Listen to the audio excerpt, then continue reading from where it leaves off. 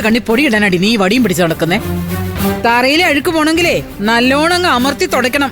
ഓ, അവിടെ ഒന്നും ഇങ്ങനെ തലോടിയാ പോരാ, കുത്തിയിരുന്ന് കൈകൊണ്ട് തുടയ്ക്കണം. അതെ, ഗർഭിണികളെ കുനിഞ്ഞിരുന്നൊക്കെ ജോലി ചെയ്യണമെന്നാ പണ്ടുള്ളവര് പറയാറ്. അവിടെ ഇരുന്ന മൂലയൊക്കെ തുടക്കണി.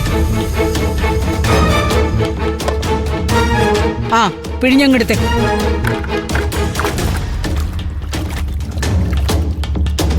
ആ പ്രതിഭേ, വേണ്ട, നിനക്ക് പറ്റില്ലെങ്കിൽ നീ ചെയ്യണ്ട.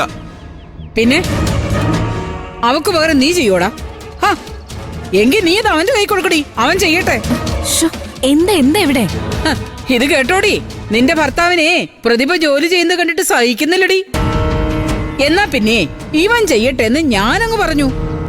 സോനെ, ഇത് നിന്റെ അമ്മ പ്രതിഭയെ കൊണ്ട് മനഃപൂർവ്വം ചെയ്യിപ്പിക്കുന്നതാ. അവൾക്കതിന് സാധിക്കില്ലെന്ന് അറിഞ്ഞോണ്ട് കഷ്ടപ്പെടുത്തുക. അവക്ക് സാധിക്കുന്നില്ലെങ്കിൽ അത് അവള് പറയും.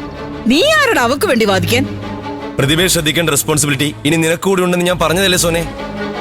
തറ നിലത്തിരുന്ന് തുടച്ചേ പറ്റുന്നുണ്ടെങ്കിൽ അത് നീ ചെയ്ത് പ്രതിഭയെ സഹായിക്കണം.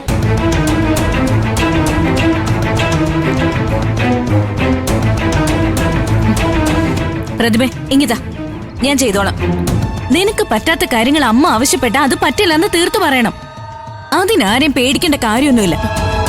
കുഴപ്പമില്ല സോനെ, ഞാൻ ചെയ്തോളാം. കണ്ടില്ലടി, കണ്ടില്ലേ? അവക്ക് കുഴപ്പമില്ല, നിന്റെ ഭർത്താവിനാണ് അത് കണ്ട് സഹിക്കാത്തത്.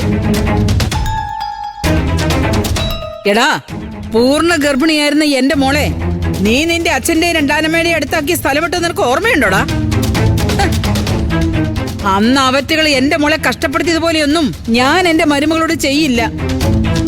ഗർഭിണിയായ ഭാര്യയെ കൊല്ലാൻ കൊടുത്തിട്ട് ഏതോ മദാമ്മയുടെ കൂടെ ഒളിച്ചോടി പോയ നിനക്ക് ഇവിടെ നിന്ന് എന്നെ വിമർശിക്കാൻ എന്ത് യോഗ്യത ഉള്ളത്? അമ്മേ, എന്താടി, ഞാൻ പറഞ്ഞ സത്യമല്ലേ? നീ നിന്റെ മോളെ പ്രസവിച്ച് കിടക്കുമ്പോ ഇവൻ ഏതോ മദാമ്മയോടൊപ്പം ഹണിമൂൺ ആഘോഷിക്കായിരുന്നില്ലേ?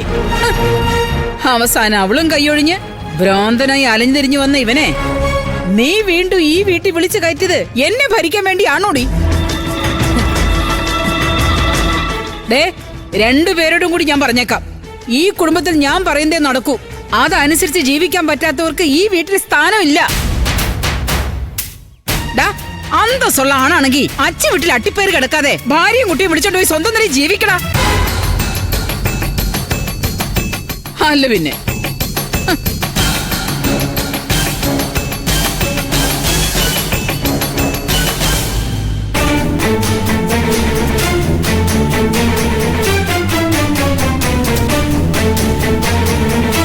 ശ്യാമേട്ട,